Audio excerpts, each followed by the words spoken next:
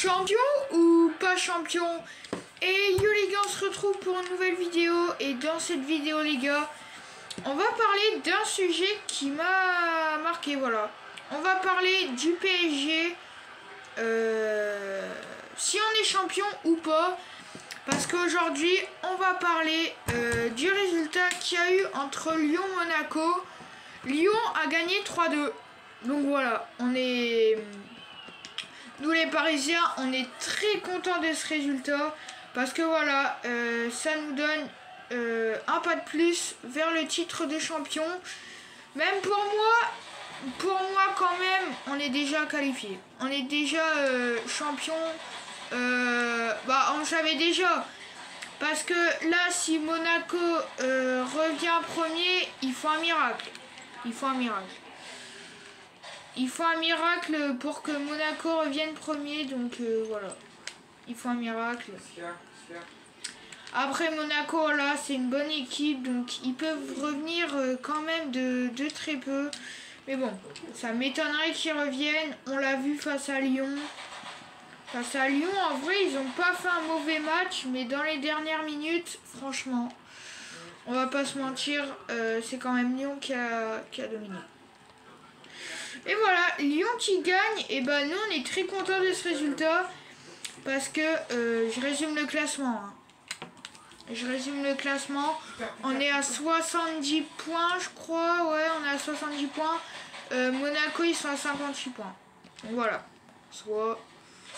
ça va. Putain! Ça va. Ça va quand même. Donc voilà, il reste 3 journées, je crois. 3 journées, il me semble. Parce que vu que Monaco a fait ça, là. A perdu. Donc du coup, il nous reste 3 journées. Donc, normalement, je le dis. Hein, mais ça devrait aller. Ça devrait aller, franchement.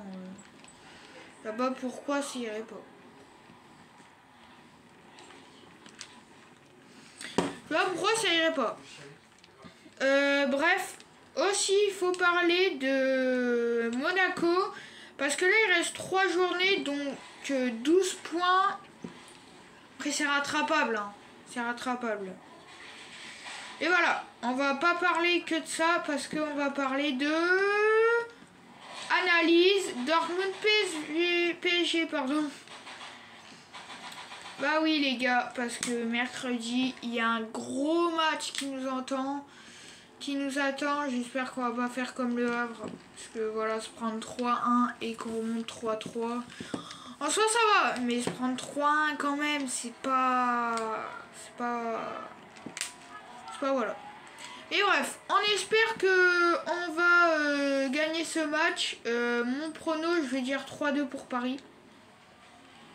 Voilà, je sais que mon prono est un peu... il y a un peu trop de buts là. Mais je vais dire 3-2, je suis plutôt fort pour les pronos en plus. 3-2 en vrai... Après les buteurs en vrai, je sais pas quoi dire. Bref, on va pas trop faire une analyse, on va juste parler d'un seul truc. Allez, je vous ai fait une blague. On va juste parler d'un truc. Le PSG, prochain match, si je dis pas de bêtises, c'est contre Toulouse. Enfin, le prochain match, c'est contre Dortmund, mais je parle en Ligue 1. Normalement, c'est contre Toulouse. Toulouse ou... ouais, c'est contre Toulouse. Hein. On joue contre Toulouse. Donc, si on gagne contre Toulouse, les gars... si on n'est pas champion, je ne comprends pas. On est champion. Puis là, les gars, pour moi, on est champion. Déjà là, si là, il reste 3 journées, je crois, si je me trompe pas. Et là, si Monaco revient, alors qu'on est à 12 points, encore plus si on gagne. Si on gagne à Toulouse, ils pourront jamais nous rattraper. À l'heure où je tourne cette vidéo, les gars, on va parler d'un sujet quand même. Marseille gagne 1-0. Voilà. Je suis pas très content. Moi, je voyais un match nul. Moi, je voyais un match nul 2-2. Hein, je vais vous le dire franchement. Mon prono, c'était 2-2 au final. Je pense très clairement... à la mi-temps, moi, je croyais qu'il y avait avoir 1-1. Et à deuxième mi-temps, encore 1-1. Du coup, ça fait 2-2. Mais j'aurais jamais cru que Marseille aurait marqué à la première minute. Bon, de toute façon, comme d'hab, ils ont toujours les mêmes buteurs. Hein. Ils ont toujours les mêmes buteurs, Aubameyang. Toujours les mêmes qui marquent. Bref, du coup, 12 points, franchement, c'est impossible à rattraper. Mais bon, ce soir, je pense qu'on est champion quand même. Y a rien à dire. Bref, on va parler de Dortmund. Du coup, Dortmund qui s'est fait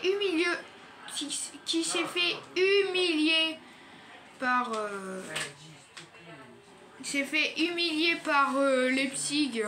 Oh. Leipzig se sont bien régalés. Hein. Je vous laisse aller regarder le match. Et il y a eu des beaux trucs.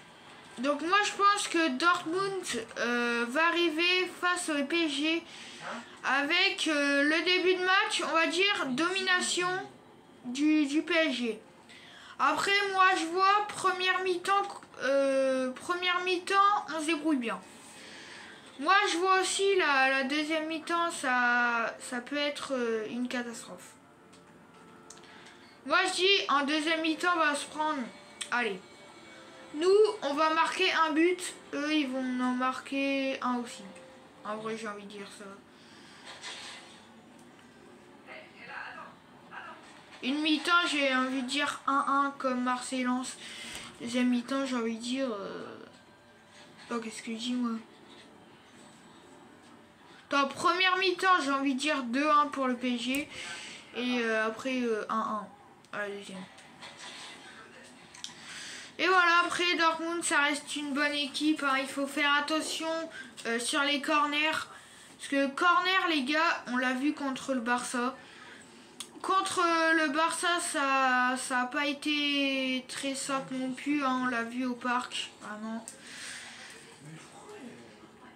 Donc hier, en tout cas... Pardon. Contre le Barça au Parc des Princes, donc au match aller, quart de finale aller. On a fait un match pas très... Voilà. Donc il faut faire attention sur les corners, parce que sur les corners, hein, comme je vous l'ai dit, il faut faire gaffe. On vient de le voir contre le Barça. Il faut faire gaffe, mais aussi donc sur les coups de pied arrêtés, donc tout ce qui est coup franc, corner, voilà.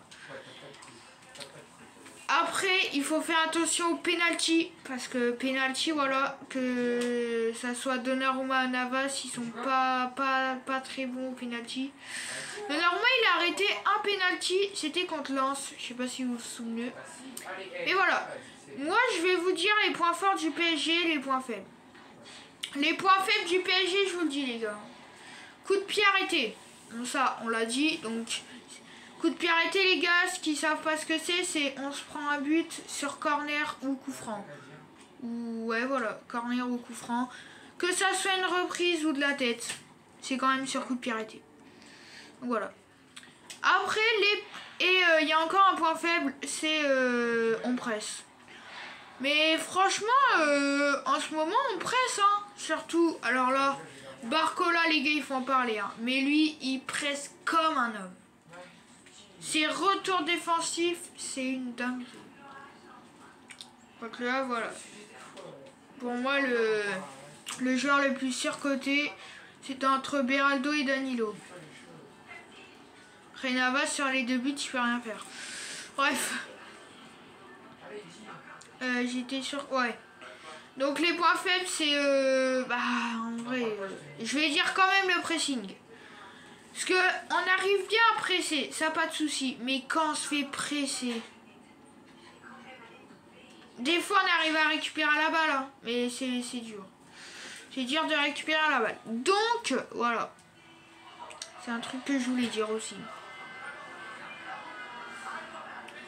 Après il y a aussi un truc, c'est que Dortmund, pour moi. Je vais dire un seul truc, hein. Pour moi, les points forts, c'est sur coup de pied arrêté. Pour moi. Point fort, c'est coup de pied arrêté. Hein. Et quand même, Dortmund, ils ont quand même des grands joueurs. Hein. Je parle de Julian Brandt. Après, il y a Hummels, il y a Niklas Zule qui a fait le sauvetage d'Mbappé sur la ligne. Donc voilà. C'est des bons joueurs comme ça, quoi. Et après, nous aussi, on a des bons joueurs. Je parle bien sûr d'Mbappé, Barcola. Après, il y a Kangin. Kangini. Enfin, moi, je dis ouais, Kangini. Après, je vais dire... en fait, il y en a plein. Moi, les gars, pour moi, hein, le joueur qui fait le moins d'efforts là dans cette saison-là, il n'y a pas de doute. Hein.